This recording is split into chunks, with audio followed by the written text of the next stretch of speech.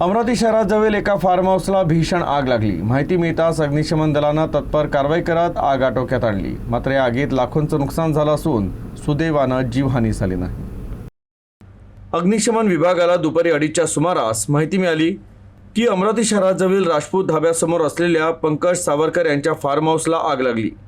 त्यानुसार अग्निशमन दलाचं पथक तत्काळ घटनास्थळी दाखल झालं।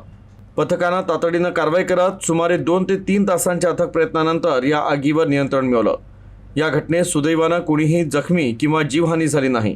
मात्र या आगीत 25 ते 30 लाखांचं नुकसान झालंय। मात्र ही आग कशानं लागली याचा तपास सुरू आहे।